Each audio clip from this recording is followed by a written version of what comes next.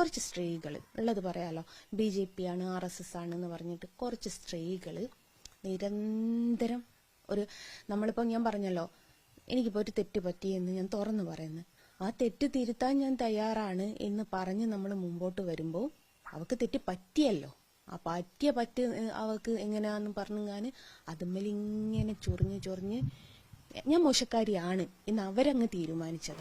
ജസ്ന സലീം വീണ്ടും വിവാദങ്ങൾ സ്വയം ഉണ്ടാക്കി ഏറ്റവും വലിയ ഒരു ആരാധനാലയങ്ങളിൽ ഒന്നായ ഗുരുവായൂർ അമ്പലത്തെ അവഹേളിക്കുന്ന തരത്തിലേക്കാണോ പോകുന്നത്? അതിന് ഏറ്റവും വലിയ വില നൽകേണ്ടി വരും ജസ്നക്ക്. ബർത്ത്ഡേക്കും കല്യാണങ്ങൾക്കും മത ആഘോഷങ്ങൾക്കും അല്ലാതെയും വ്യത്യസ്ത മതസ്ഥർ കേക്ക് മുറിക്കാറുണ്ട്. അതിനൊക്കെ ഒരു മറ ഉണ്ടാവാറുണ്ട്.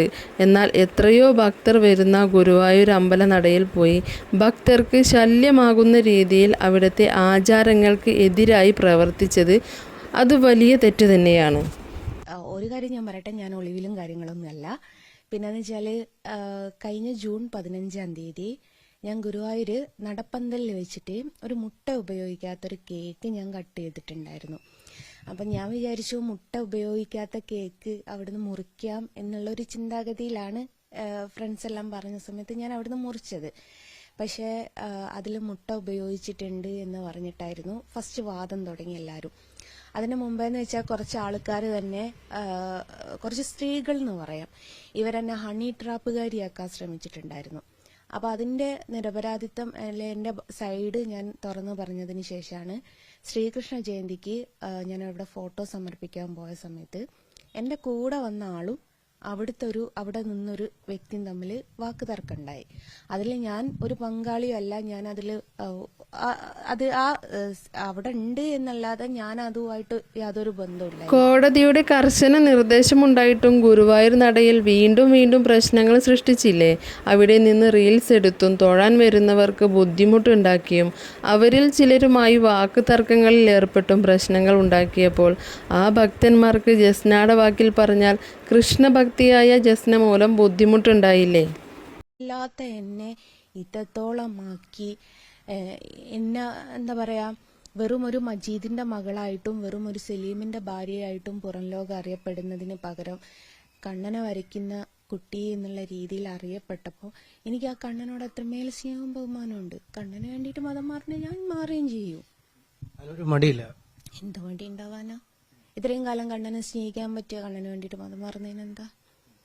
അപ്പോൾ എല്ലാവരും ചോദിക്കുന്ന, പിന്നെ എനിക്ക് ആ മതം മാറിക്കൂടെ, എന്തിന് തട്ടട്ടാ ചോദിക്കും, നീ എന്തിന് തട്ടട്ടില്ല ചോദിക്കുക, എനിക്കൊന്ന് തട്ടട്ടൂടെ? എല്ലാം വ്യക്തിപരമായിട്ടുള്ള സ്വാതന്ത്ര്യമാണ്. ഇവിടെ നമുക്ക് ഇന്ത്യയിൽ സ്വാതന്ത്ര്യം കിട്ടിയ ഇവരാരും അറിയില്ല എന്ന് തോന്നി. ഇവരിപ്പോഴും കുറച്ച് ചട്ടക്കൂടിൻ്റെ ഉള്ളിൽ നിൽക്കുന്നതാണ്. ഒരുത്തന് കഴിഞ്ഞ ദിവസം എന്നെ ഭീഷണിപ്പെടുത്തിക്കുന്ന ഈ പള്ളി കമ്മിറ്റിയിൽ നിന്ന് പുറത്താക്കുമെന്ന് പറഞ്ഞിട്ട്. പള്ളി കമ്മിറ്റിന്ന് പുറത്താക്കട്ടെ, ഈ പള്ളിക്കാട്ട് തന്നെ പോയിട്ട് കിടക്കണമെന്ന് ആരും പറഞ്ഞിട്ടില്ല. കേക്കിൽ മുട്ടയില്ല, അതൊരു വെജിറ്റേറിയൻ കേക്കായിരുന്നു തുടങ്ങിയ ഒരുപാട് ന്യായീകരണം നടത്തുകയാണ്. കോടതി വിധി ഉണ്ടായിട്ടും വീണ്ടും തെറ്റുകൾ ചെയ്തിട്ട് ജസ്ന, നിനക്ക് മാത്രമേ ഇത്ര ന്യായങ്ങൾ ഇത്രയും ധൈര്യത്തോടെ ഒരു പരിഭ്രമവും ഇല്ലാതെ പറയാൻ കഴിയൂ? ആ കാര്യത്തിൽ നിന്നെ സമ്മതിക്കണം. പരാതി കൊടുത്തവരുടെ പരാതിയിൽ കഴമ്പുണ്ട് എന്ന് കോടതിക്ക് ബോധ്യം വന്നതുകൊണ്ട് തന്നെയാണ് പോലീസിനോട് കേസെടുക്കാൻ പറഞ്ഞതും പോലീസ് അത് ചെയ്തതും. അതേപോലെ 12 വർഷമായി എൻ്റെ അന്നമായി മാറിയതാണ് കണ്ണൻ. അപ്പോൾ പലരും എന്നോട് ചോദിച്ചത്, എങ്ങനെ നീ കണ്ണൻ അന്നം എന്ന് പറയാന്ന്? അതിൽ ഈ ഹൈന്ദവർ കുറ്റം കണക്കാക്കുന്നത്, പക്ഷെ എനിക്കൊരു കുറ്റവും തോന്നുന്നില്ല. അവർ ദൈവമായിട്ട് കണക്കാക്കുന്ന ഒരാളെ ഞാൻ അന്നമായിട്ട് കണക്കാക്കിയെന്ന്. ഇവർക്ക് അന്നത്തിൻ്റെ വാല്യൂ അറിയാഞ്ഞിട്ടാണ്. അന്നം ഒരു നേരം കിട്ടിയിട്ടില്ലെങ്കിൽ നമ്മുടെ അവസ്ഥ ഇവർക്ക് മനസ്സിലാവാത്തതാണ്. അപ്പം 12 വർഷമായി എനിക്ക് അന്നമായി മാറിയതാണ് കണ്ണന്.